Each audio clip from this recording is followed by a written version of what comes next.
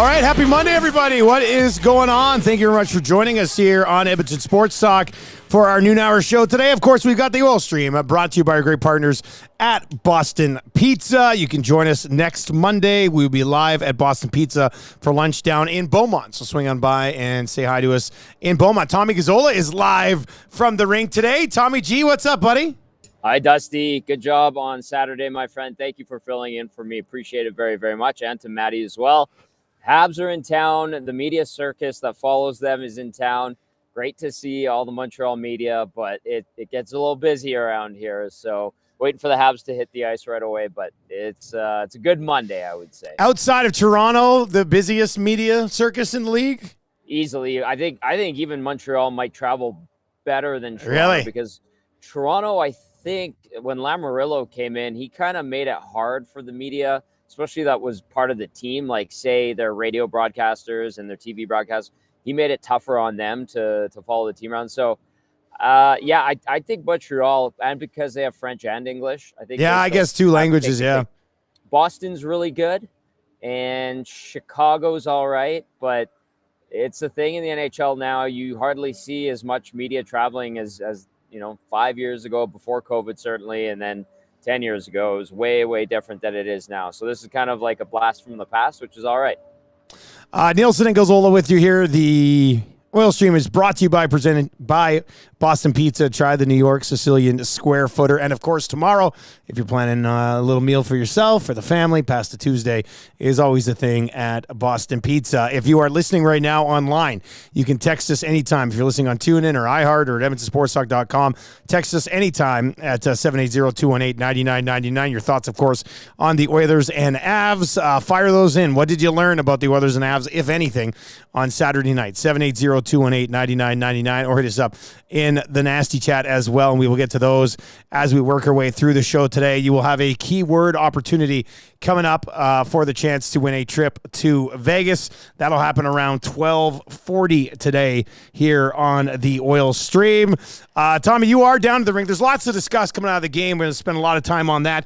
But from the Oilers skate today, what's the latest with Vincent Desharnais? What'd you see from him? He was a participant, full practice. Good to see. It does sound like it is a broken finger. Now, nothing's been confirmed unless that has changed in the last 10 minutes since I left the locker room. Yeah, I'll keep tabs on that. Yeah, Desharnais will be speaking because all the French media want to speak with him, obviously. So he might be able to provide his own update there. But, yeah, it does sound like it is a busted digit. We'll wait and see on confirmation. But he was out there. He was rotating in. Stetcher was with Nurse, so expect to see that tomorrow against Montreal, unless, he's a miracle healer, Desharnais is. But I'm sure he'd want to play against the Habs. But as of right now, it looks like it'll be Troy Stetcher in against Montreal with Darnell Nurse. And then you had Ceci with Kulak, and then, of course, Bouchard with Ekholm.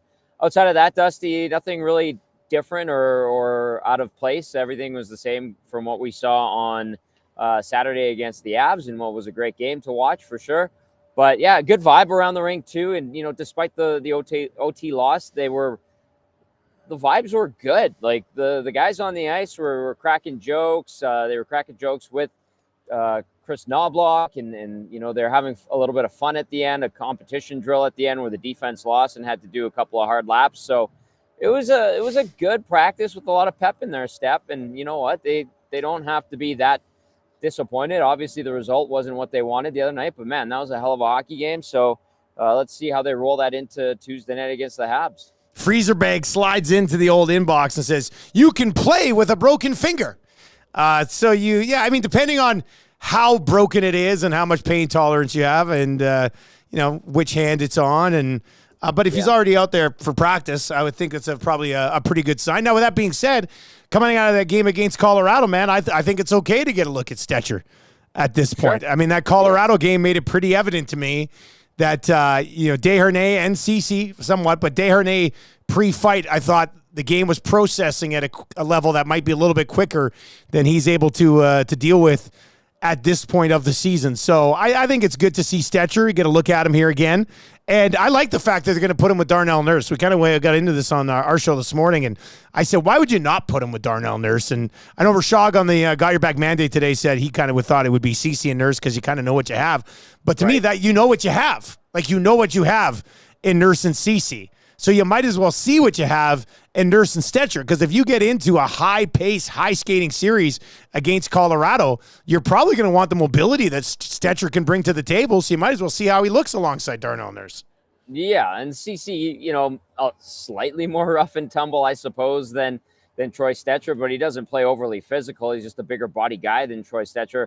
And listen, if things go sideways and that pairing isn't working, the other thing you can do is just switch them up. That's not hard. There's no reluctance from this coaching staff since it's taken over in November to change things up when they're seeing that it's not working. So maybe at some point, if things aren't going well against Montreal, they switch it up, but I have my doubts that that'll be the case tomorrow night. So yeah, you've got two guys who skate well, move well, and Stetcher and Nurse, and hopefully they're responsible and play within the dots and don't start running around, and maybe they build up a little bit of rapport. There were some of us in the media, take that with a grain of salt, obviously, that did note that it does look like Stetcher is somewhat more comfortable after, the trade last week or a week and a half ago. But yeah, it's, let's see where this goes. And then I'm sure, when the time comes and the finger's a little bit better for Vinny Desharnais, he gets back in there and we're back to normal. And on a note on Desharnais, yes, there is concern. Obviously, that was something that was discussed all season long, but we gave Desharnais the praise he deserved for working on being better. His gap control was better, and you know what? He got a stiff test. And now he realizes, okay, now I need to pick it up a little bit more. I took my game from here, I brought it to here. Now it needs to go up slightly more. Let's see what he can do. Obviously, there's a willingness, the attitude, and the eagerness is there from Desharnais, and I feel like he'll take that challenge head on. And when he's back in action, and probably does draw in again against Colorado when the Oilers face them, we'll see if he's able to adapt and pick things up a little bit. Yeah, it's funny because there's so many different tiers. You kind of tiered it out there, and there's like regular season hockey, and then there'd be like regular season hockey against Colorado or whatever, and then you get the playoff hockey, and it's another tier. But then like a playoff series against Colorado would even be another tier on top of your typical playoff pace, right? So it'll be interesting to see what happens there. And for Stetcher, I mean, the last game he got into was on short notice, and he was playing wrong side. Yeah, like he was playing on the left side. So, I would think that he would look more comfortable playing in the spot that he will be playing in if he does, in fact, start alongside Darnell Nurse against the Montreal Canadiens. And he's a 17, 18, 19 minute guy so far this season. So you could play him 17, 18 minutes and see how it goes as well. So I mean that was one of the things coming out of the Oilers and Avs game. Oil Stream brought to you by Boston Pizza. Make plans to join us next Monday for lunch a week from today down in Beaumont at Boston Pizza. Should be good. Post-game show on Saturday night, buddy. I don't know if it was because it was like an 11 o'clock game on a Saturday night or 11 o'clock pregame show on a Saturday night. And I know you go through this all the time, but I was just calling people out left and right. Like there were so many bad takes coming in, man. We have one guy claiming that Hyman's goal should have counted. I was like, come on, man. It's the most obvious kick of all time. Draisaitl must have been traded by at least an even dozen people. There was a guy in the nasty chat who says he's got a black belt and he was going to tune everybody up who was saying they should trade Draisaitl. It was legendary, buddy. I don't know if that's how it is every single night for you or if like Saturday nights are special. And I know I watch most of the post-game shows with you and Cash usually, but man, was that a wild ride after the way that game finished. I was watching it. I watched the game, obviously, with family, and we're like, hey, we got to put on the post-game show. And I was like, first of all, I felt bad because it sounded like you're still fighting a bit of a cold. It's starting to get a little bit better. Don't worry about that. Okay, good, I've been through worse.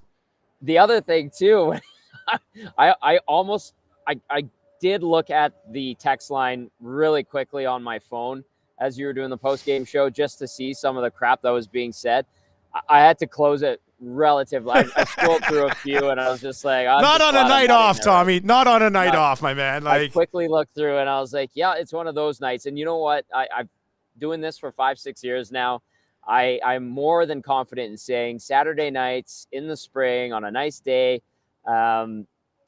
the takes are hotter and they come well lubricated. And I always remind myself to take it with a grain of salt. And, Trev's picked up on that. It used to rattle him a little bit. And then Zacticum has seen it a couple of times too. And, the takes get stupid. And we do also in the nasty chat get some visiting or opposition team fans coming in to troll Oiler fans. And they get people fired up if people don't catch up or catch on to it. So when I was watching, I was like, yeah, this is one where I would be at the end of the night being like, I need multiple beers. I am not, this is what a wild night. But you know what? We were treated to a great game. I'm not surprised that there are some stupid takes because there are people that will go crazy after one game and not, they'll get the blinders and not see the big picture. And that's kind of what happened. And you know what? You handle it like a pro because that's what you are, Dusty. Oh, I don't know if I handled it too much like a pro. I was talking with my hands. I'm yelling at everybody. I'm like, oh my God. But it was fun. I like to slide in like once every 2 months on a post-game show and get a good feel for it. It's kind of fun. Eden texted. It says, hey guys, something that will work for Desharnais in the playoffs is that you can get away with murder and the refs will look the other way. So yeah, that's a bit of a fair point. I mean, there might be a few more things that he can get away with to kind of slow the game down there a little bit. With the 2 games left against Ottawa, I would like to see Desharnais in one of them to see, what he learned from the last game against Colorado. And I think I would like to see Stetcher in one of them against Colorado too, to see how much his skating ability helps them maybe a little bit in a high-paced game like that as well. So yeah, sure. I mean, we did see a fast-paced skating defenseman on the other team make an impact in that hockey game. Wow, was Walker effective in that game, wasn't he, Tommy? He was great. Obviously, his offensive instincts took center stage in what might have been his home. Obviously, Edmonton, as Dave Pagnotta alluded to many times throughout the season on Hello Hockey, he said the Oilers were negotiating, and they were in on him again at the deadline, and it obviously fell through. But, hey, that's a bitter pill for Oiler fans to swallow. They did get Troy Stetcher. I'm not comparing the two. I'm just saying they did end up getting a veteran D-man. And at the end of the day, the price from Philadelphia was too much, and Edmonton wasn't willing to go that route, so they didn't. But yeah, it was a tough one. Certainly, watching those goals. I'll say this too, and listen, Walker, great instincts to jump in. Obviously, he's got great guys feeding him the puck.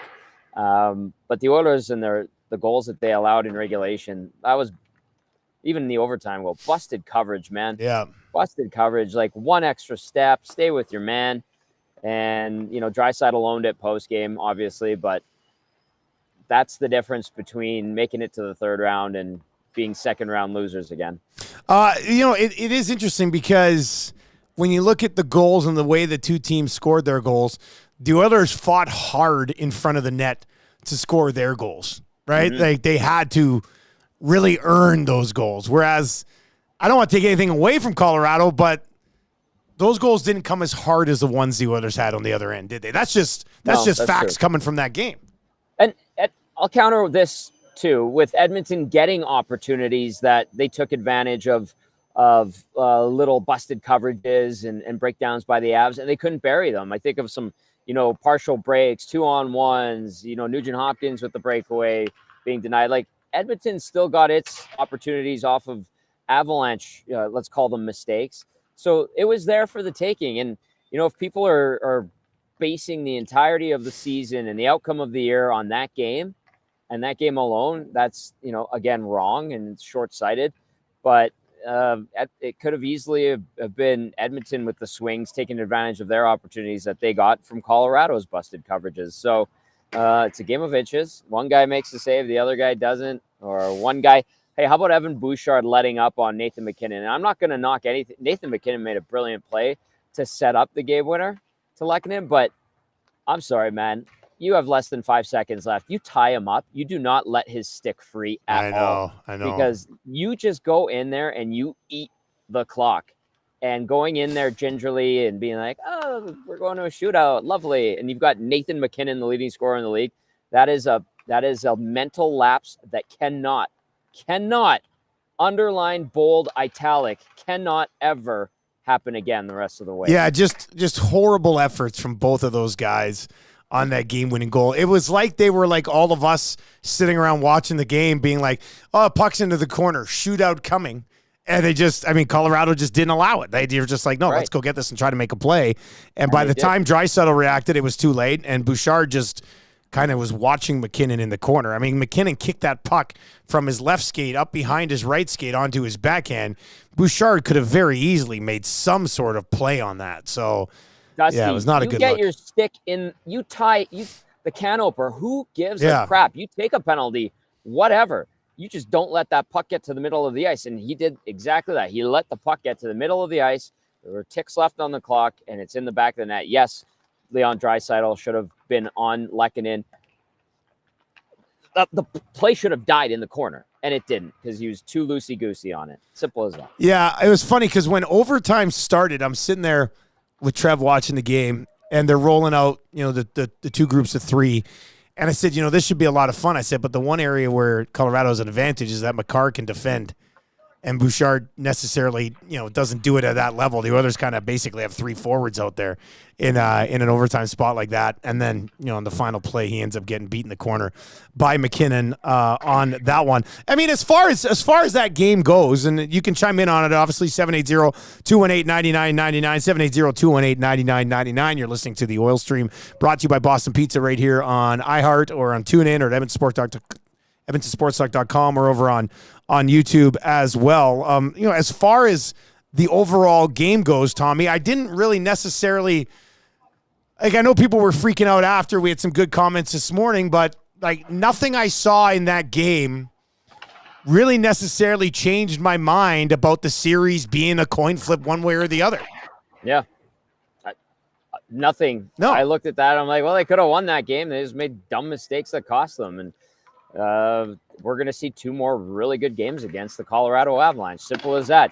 We're going to see a great game against the Vegas Golden Knights. Simple as that. We're going to see some battles we're going to see a great game against the Vancouver Canucks. And the thing that I would point to, and I'll go on an optimistic point of view from an Oilers standpoint, is that they rose to the occasion. They didn't flop. They didn't chase the game. No, they were not perfect, but they were right there. They had a lead. They blew the lead, obviously, but they got some great goaltending. Skinner made some brilliant saves. And so I think that there are indicators, and I'll stand by this, that they are maturing before our eyes, and they look like they might be ready to take a serious run, and they can bear down here. And again, are they perfect? No. And it's worth reminding everyone that there's 6 or 7 freaking good teams in the Western Conference. There's no easy series. Maybe if the Golden Knights can't figure their what out, and maybe if the LA Kings are so weak at goalie that that they're an easy out, those might be the two things I look at and go, okay, we kind of saw that as indicators. But Dallas, good. Obviously Nashville on fire. Edmonton, really good. Vancouver, super consistent all year long. Winnipeg Jets, juggernaut in my opinion. And Colorado Avalanche, they look like they're primed for a big run. There's some freaking good teams in the Western Conference, and everybody's ready to go. This text is in. It says, guys, the most frustrating part is that they held McKinnon to 0 points all night until Bouchard and Draisaitl's last lazy play. And they did. What do you think of the job they did? McKinnon was buzzing. He had that one wrist shot or snap shot in the third period. You didn't even see it come off the bloody stick. I was like, holy smokes. He is a treat to watch, man. He's like a bull in a china shop version of McDavid. Like when he gets moving, There's just some more physicality to his game. Maybe not as shifty with the puck. I really want to see a series between the two clubs. But what did you think of the job, and what did you think of them deciding to go Draisaitl, McLeod, and Foegele against them for the first 40 minutes until they decided to put McDavid and Draisaitl together? McKinnon, brilliant, determined. He's one of those guys that when he sets his mind to something, it's hard to win against him. And so they contained him really well. And they're going to have to do that more. They're going to have to lean on video and look at more tendencies. Obviously, he's one of those guys. He's one of the few elite guys that no matter how much you prepare for him, he's still going to burn you somehow because he's always, or seems to be always, one step ahead. But for the most part, they did good until they let their foot off the gas against him a bit. and it cost them. So simple as that. Can't do that. Like, there's no room for error against a Nathan MacKinnon or a Connor McDavid, and that was a reminder of that. And tick and arrow up to Nathan MacKinnon, 1-0 him over the Oilers, and then Draisaitl, them loading up with McDavid at the end and Hyman in the third period. It was weird. It was weird because those guys didn't do anything. Draisaitl ended up being -3 in the game. It was the other two lines that actually scored. So I love the Carrick goal. Yeah. The Carrick goal that's a playoff goal, man, and you're going to need those. And Corey Perry, without his stick, still making a play, getting the puck through, and then Carrick fighting for it and banging it in. Garbage goals count just like pretty goals. And then even the play by Warren Fogle. Just get to the net, right? Like, just get to the front of the net. Stick on it. And that's, you're going to need those in the playoffs. And then the top lines had their chances, and I understand what Chris Knoblauch's doing. Whoever coaches the Oilers and whoever coaches McDavid and Draisaitl, as long as they're together, will always put them together in times of need. And I think 100% of us, if we were in that scenario, we would do the exact same thing. And if you think you're smarter than every coach that has coached McDavid and Draisaitl with the Edmonton Oilers, you're off your damn rocker. You're going to see it. But the fact that he stayed with them, with Fogle, McLeod, and Nuge. Draisaitl, like the fact that he stayed with them for a couple periods.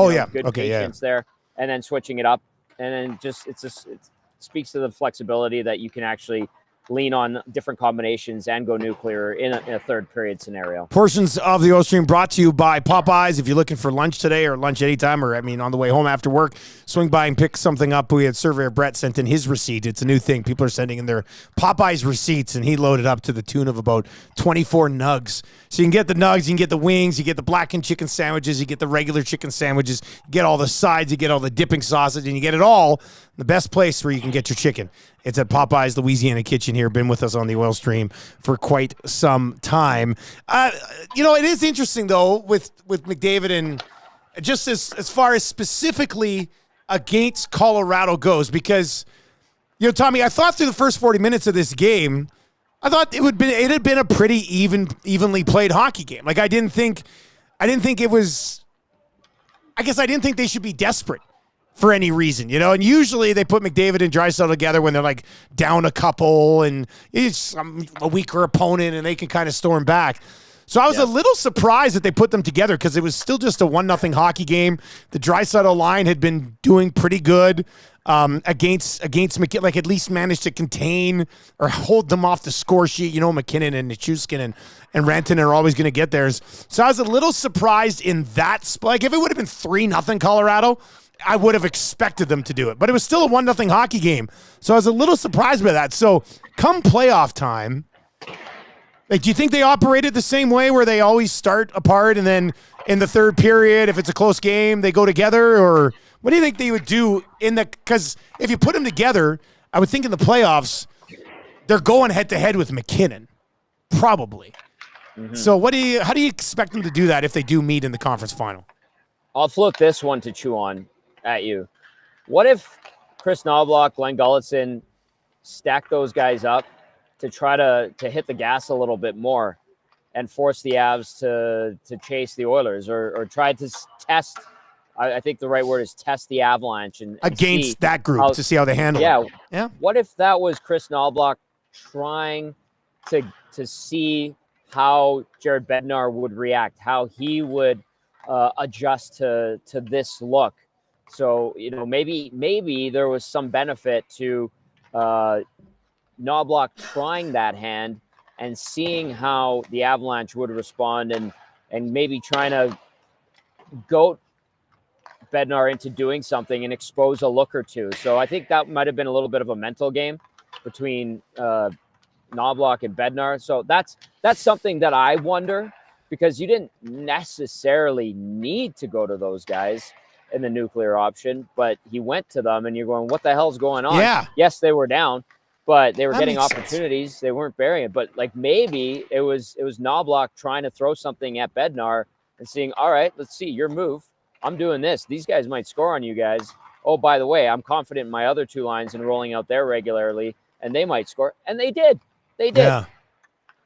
Yeah, maybe that is what it was, because I I feel like if the puck were to drop on the Oilers and Avs in game 1 of a conference final right now, I do think Knobloch would have McDavid and Draisaitl on separate lines. So do I. Yeah, I think that's probably anyway, if you want to chime in on this, 780-218-9999, 780-218-9999. And this one says, hey, guys, why is it an issue that we play McDavid and Draisaitl together, but not an issue that McKinnon and Rantanen play together? And I guess the one thing I would say, the easy answer to that one, Tommy, is Rantanen's not your natural second-line center. Rantanen is he's a winger. I mean, he is a winger. He doesn't play center. They don't move him down to the second line and play him in the middle. Whereas with McDavid and Draisaitl, you play them 1-2, you're going to have an advantage over every single team in the league on your 1-2 centers, which is somebody brought that up in the postgame too, and I kind of skipped over it because I was freaking out about everything else that was happening. But that was brought up, and it's Rantanen's a winger. I think that's a little bit different. Yeah, and we overanalyze and break down every minute detail, and that's in the nature of this fan base and this market, and that's part of the fun. Rantanen's a load too. Like, he's a big dude. He's huge. Yeah. Michushkin's a big dude. Yeah, that's a big line, man. Like I'm for us collectively, fan base, media, and when we have our shows pre and post, especially, and we like decipher every little thing, it's not, none of it surprises me. Can it be annoying at times? Yeah, sure, but it's part of the fun. So I'm not at all surprised, and that'll always be a talking point for some. I think there are a lot of Oiler fans that get over it and they get it, that like if you need to go nuclear or there's certain scenarios where you start with it. But then for others who see things a different way, they will always point to that and be like, this is why this team's flawed, because you have to start these two together. Listen, Taves and Kane did it. We've seen Malkin and Crosby for almost 20 years. And it's a thing. When you have like two of the best players in the world, yes, they can both play center. Yes, they can both play wing. And you mash them together, it's going to create that conversation in a hockey mad market. 780-218-9999, 780-218-9999. Lick Fury is in and says they are playoff performers, but it feels like Bouchard and Dry are the biggest culprits for lazy plays on the entire team. Maybe don't pair them together. Get Nurse out there when Draisaitl is on the ice. Look, we're not going to have to worry about 3-on-3 overtime come playoff time. So, yeah. I mean, it makes a valid point in 3-on-3. Draisaitl and Bouchard Get Nurse could be out exposed. there. Yeah. Am I hearing that right? Yeah, that's what somebody said. Wow. Yeah. Okay. Well, I think that's a big check mark for Darnell Nurse. People are throwing him out there in overtime. B Mother Review says it's not one game that concerns me. It's the 1 late blown lead, 2 blown defensive coverage, and 3 McDavid 0 points equals a loss. I mean, the good news is that Connor McDavid doesn't go many games where he gets 0 points.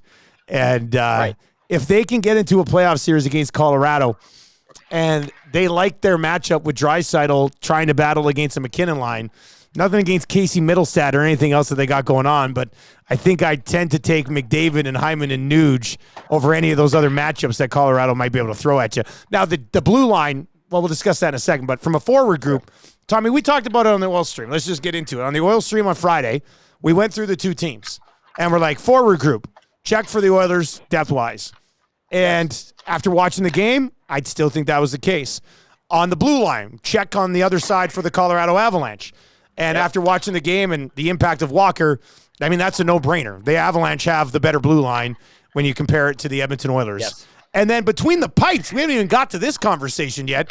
I mean, if anything, maybe the one thing I learned coming out of this game is that both goaltenders can hold their own against these high-powered superstar lineups that both Edmonton and Colorado can roll out. And we did give Skinner a slight edge in the checkmark category there, but I thought Georgiev made some excellent saves against the Oilers on Saturday night. Kudos to Georgiev for coming up big, and that's, you know what, he is a good goalie. Is he an elite goalie? Probably not. There are better goalies than Georgiev. I love that name, Georgiev. But I look at some of the saves that Stu Skinner made, and I'm like, all right, like this is a big game, and that glove save through traffic. I Yeah. can't remember if it was on McKinnon, I think it was. But just the fact, and it was a high shot. Sometimes he's gotten beat up high over the glove, and he had it there, and he was fighting through traffic. Like, he was on. So I think that was another indicator that Stu Skinner is capable and is starting to elevate his game this time of year and learning from the mistakes of years prior, specifically last year. It was a brilliant display of net minding at both ends, and I'm here for it.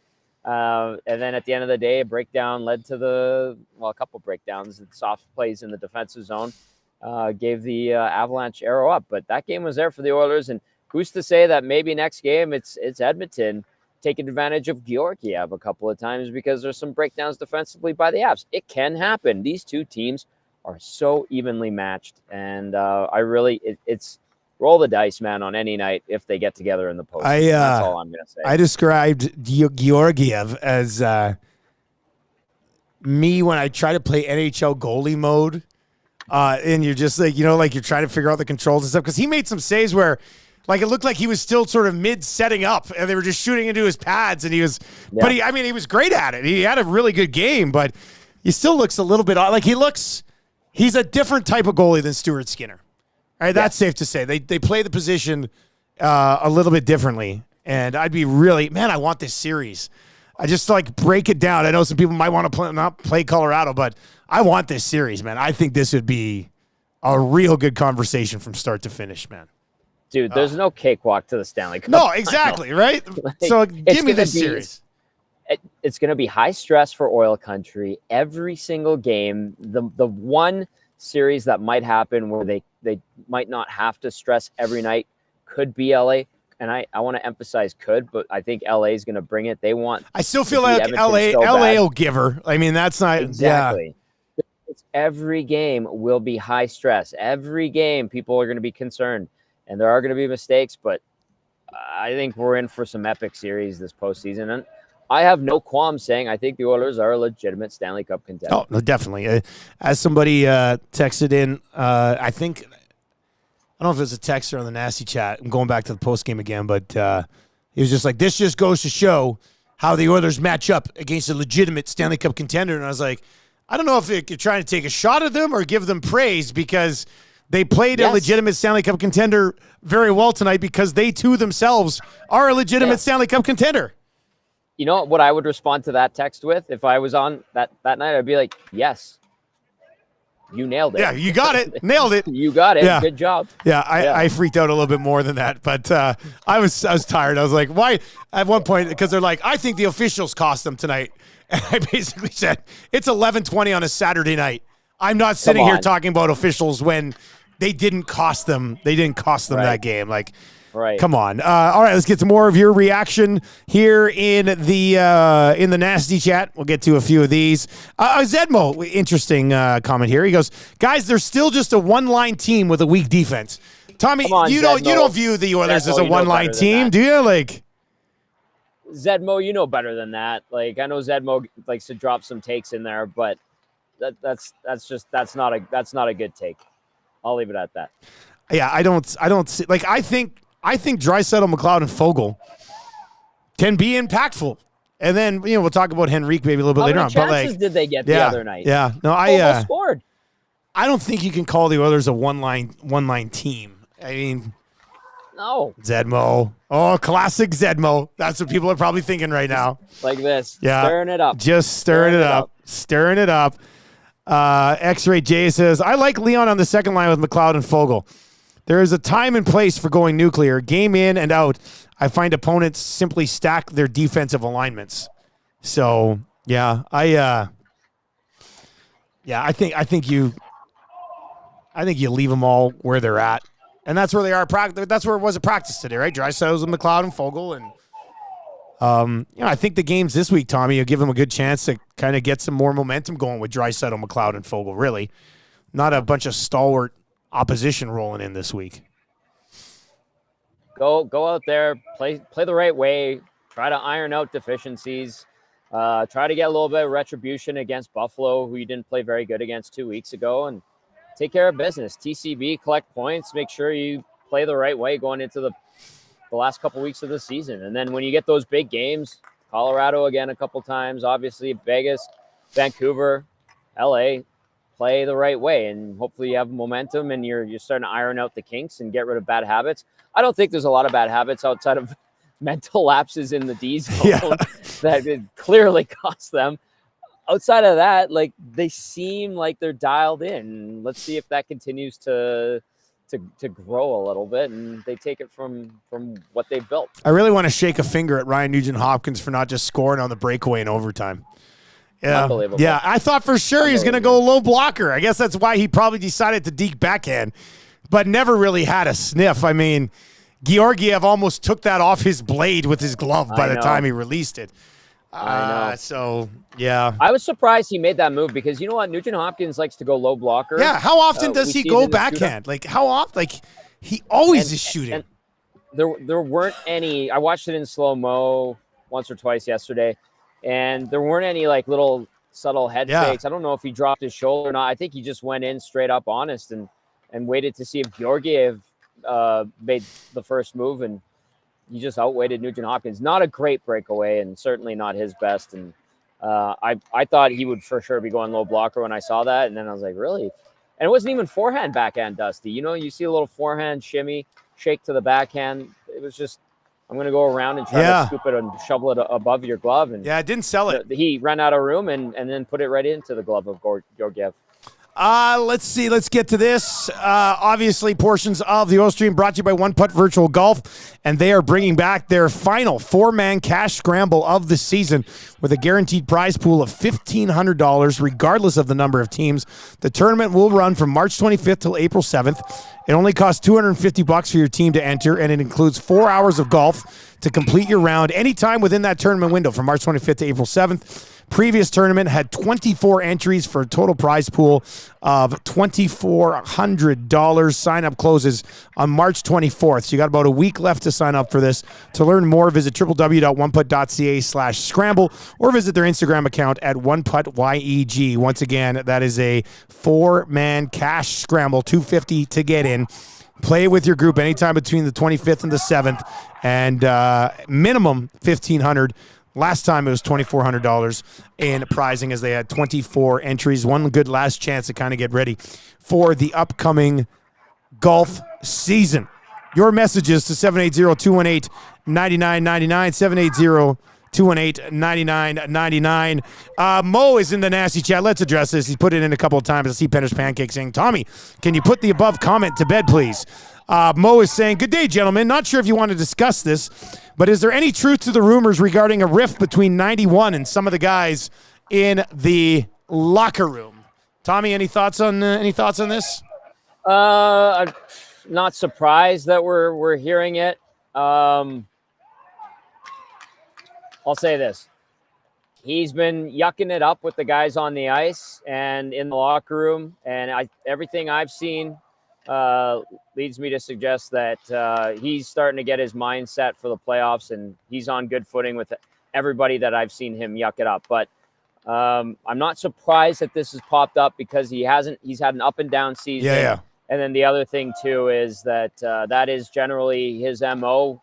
When he gets 2-3 years into his tenure with teams, he starts to wear on people. And I know I've been told that he's been trying to be better. He's matured. So I can't say with certainty. I can just tell you what I've seen.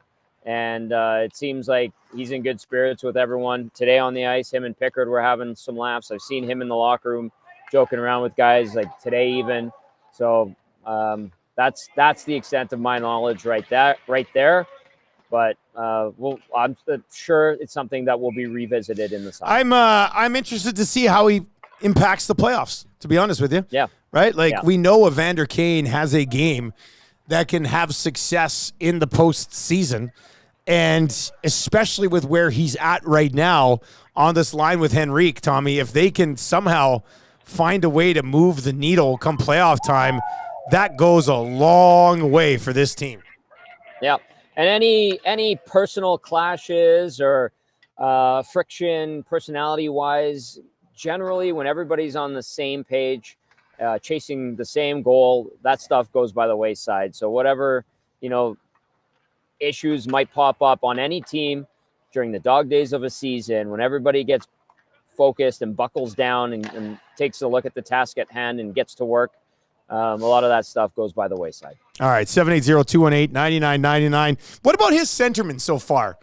Like, do you think they're going to get more from Henrique? I think you like more from Henrique, but do you think they're going to get more from Henrique, or is this kind of what I think I want to give him a few weeks buffer zone to kind of fit himself, find out where he's going to be and fit in with the team on the ice before I really sort of come to conclusions on it. But we've been asked it a couple of times today. Tommy, I think they want more. Do you think they're going to get more from Henrique at some point? I would like to start this by saying I would like to see more from Adam Henrique offensively. Simple as that. Yeah. My sense is that he's just trying to fit in, get up to speed, find his role on the team. And I don't think he wants to risk things on the ice and take chances and lose the trust of the coaching staff. So maybe that's why we're seeing more of a tepid start to Adam Henrique's tenure as an Edmonton Oiler.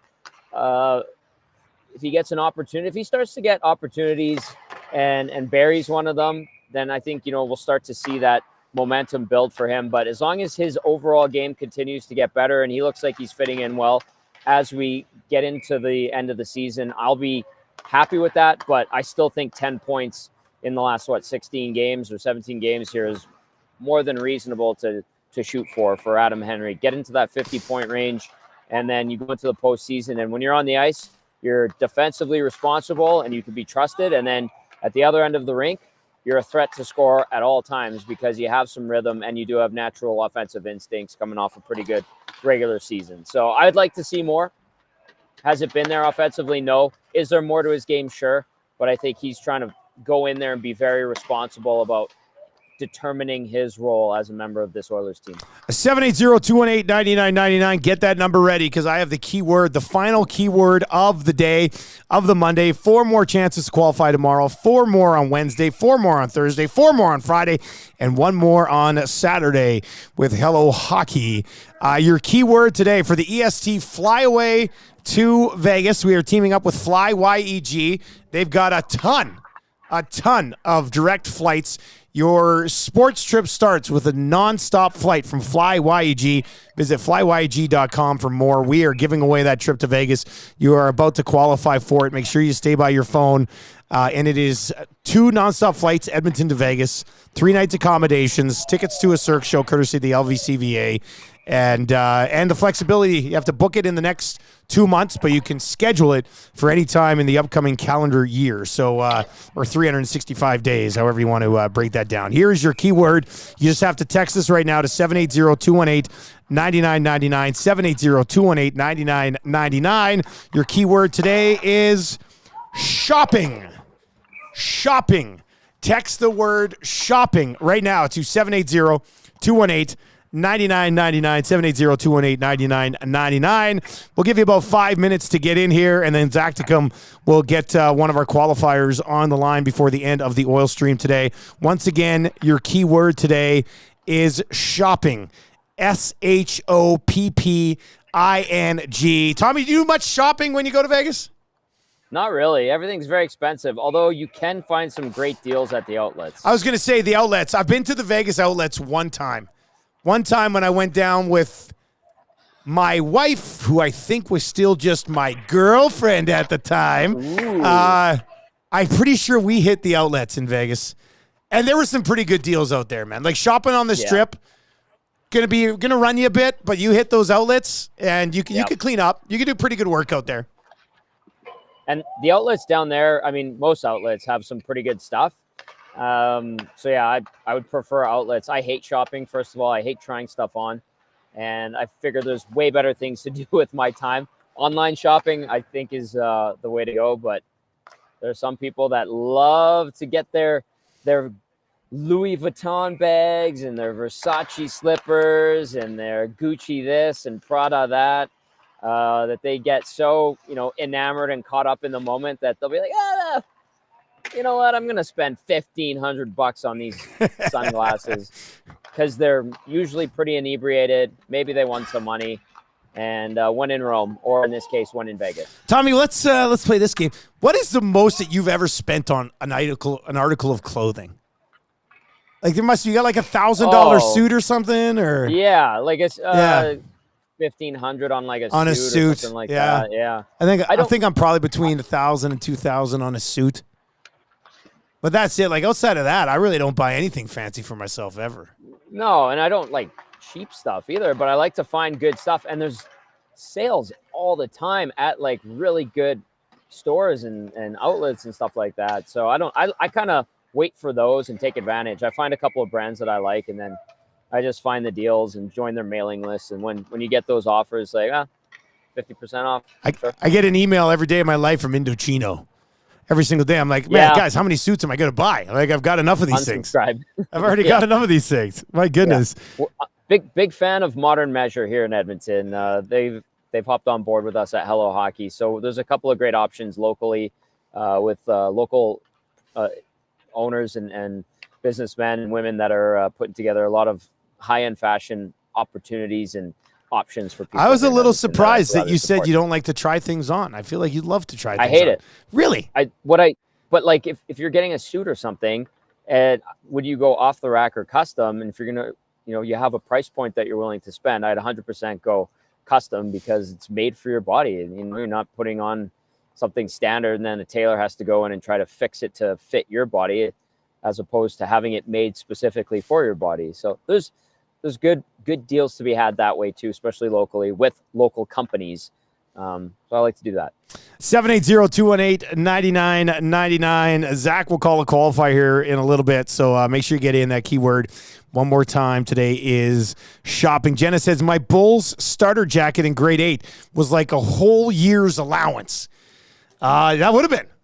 Those are high. Yeah. That's a high price ticket item. That's a nice one, Jenna. Outside of the fact that it is the Chicago Bulls, but outside of that, that's okay. I got a text from Rodrigo yesterday from Zapato Sanchez. Yes. Our custom shoes are ready. They're ready to go. Hey. Yeah. I'll have to track down YouTube Trev and go in and pick these bad boys up. Mm-hmm. Good. I can't wait. I was hoping to have them ready to go for like CFL season, which is still a few months away, and I can't wait to try these bad boys on. Yeah, we'll do a little video on that as well. We'll get some more of your comments, so feel free to chime in. 780-218-9999, 780-218-9999. Tommy is down at the rink right now. Montreal Canadiens were on the ice there, Tommy? They're on the ice right now. They just did line rushes. From what I saw, it was Samuel Montembeault, starter's net. Montembeault. And they were doing a 3-on-3, like a small ice 3-on-3, where they moved the nets up to the top of the circles in each zone. And now they're getting back to work. I think it's like Trevor Latowski and who else is out there? I think Robidaw is part of the coaching staff as well. So, yeah, they got a full pull going right now. And we'll see what shakes out. I'm going to try to grab one of the Montreal media, try to get a rink report in to get us up to speed. You know what I should? Yeah, go ahead. I was going to say one more thing, too. We were talking about the Oilers' defense. Knobloch, when he was speaking to the media today, and this goes back to something I mentioned, I think, a week or two ago on Oil Stream, he did talk about Philip Broberg potentially getting some games. He did say it again, hey? Yeah, so people were like, where the hell did you get that from? It's like, well, they've been talking internally about looking to get Broberg up for a couple of games, and we heard Knobloch talking about him today. So we'll see where that goes. In place of Kulak, I guess? I mean, I'm not sure. I don't know. I would assume that would probably be it. What do you think they're trying to accomplish there, I guess? Just to see if he could play in the playoffs a little bit? Or, like, I just don't know. I just don't know when you would need him, right? I mean, I guess somebody gets hurt. You would. I mean, they only have 7 defensemen, which is better than the 6 that they had a week and a half ago. But usually you need 8 or 9 defensemen to get through a playoff run. So I think that would be a couple of regular season games just to be like, yeah.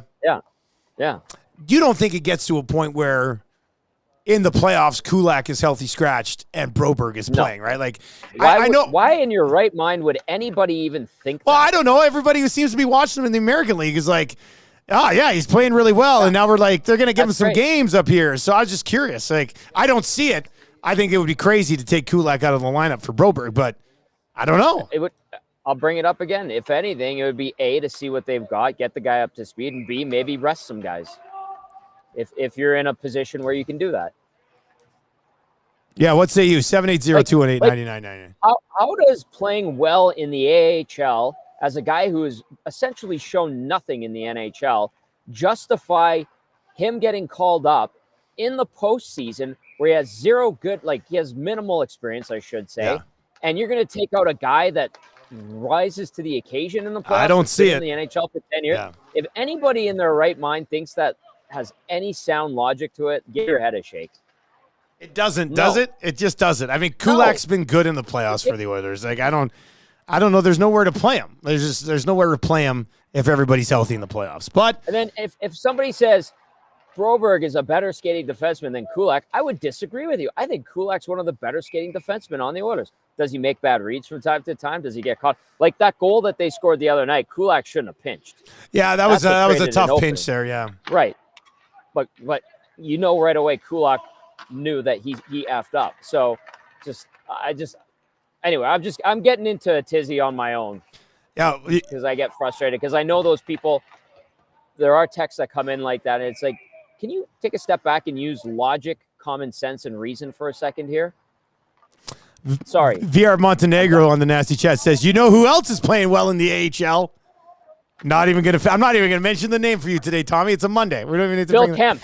Phil Kemp, classic. Phil Kemp is playing classic well. Phil Kemp joke. That's Brad Malone. That's good. I like that. That's a good one.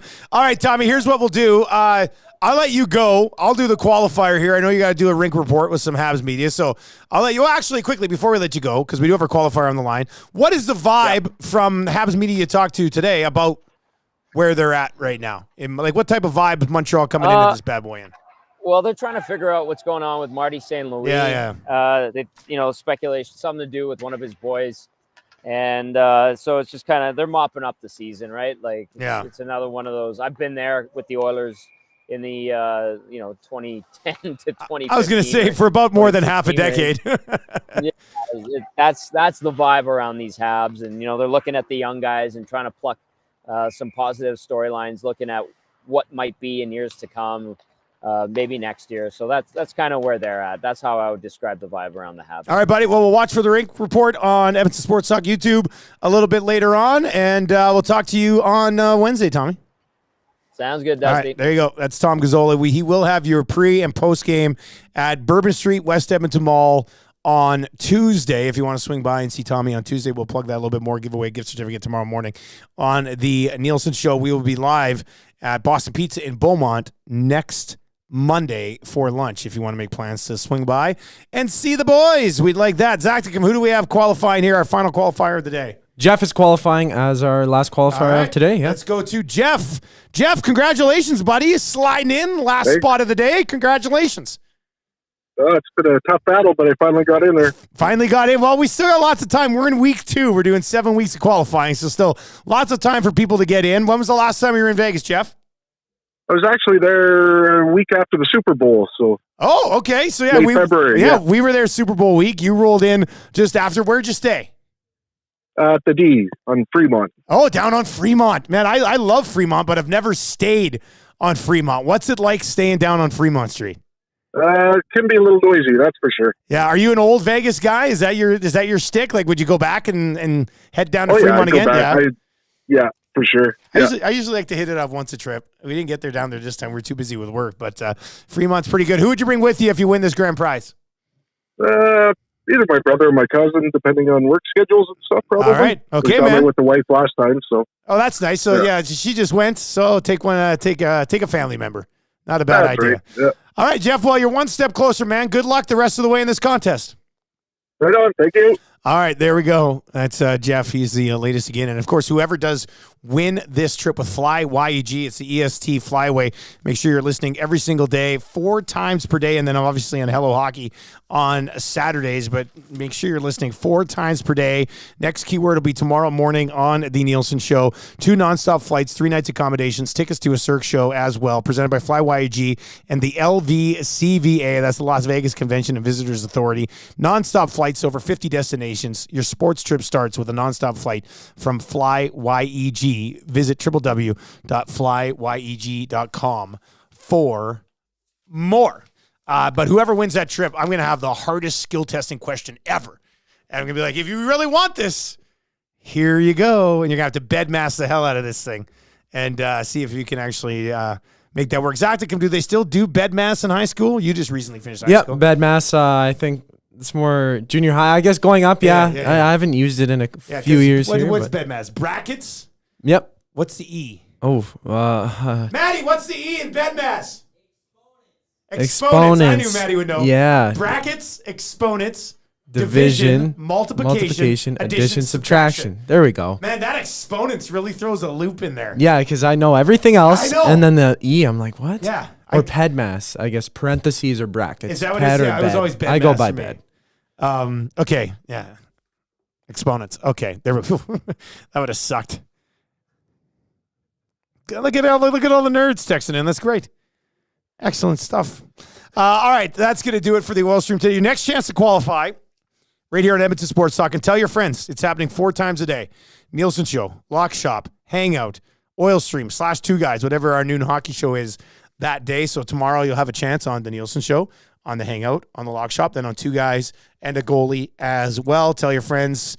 Edmonton Sports Talk, available at edmontonsportstalk.com, but also super easy, right on any device that you've got. Tune in or on iHeart. It's perfect. Crystal clear. You're going to absolutely love it. Retro Oiler 99 says, Dusty, did you fail your own skill testing question? I mean, I guess technically I did. But I think if I would have thought about it enough, I probably would have got exponents. Probably. Those are the little numbers, right? Yeah, it's like the one with the X and then squared or cubed, I think. Yeah. Should know that. We're not a bunch of math boys around here. All right, that's going to do it for the Oil Stream today for Tom Gazzola and Zacticum. Hey, congratulations to Jeff. One step closer on winning that trip down to Vegas with Fly YEG. Nielsen Show replay coming up here on EdmontonSportsTalk.com and on TuneIn and on iHeart. If you're over on YouTube, if you're not yet subbed to the channel, give us a sub before you leave or hammer the thumbs up for us as well. And I will talk to you tomorrow morning on the Nielsen Show at 6 o'clock. We'll set up the Oilers and the Habs.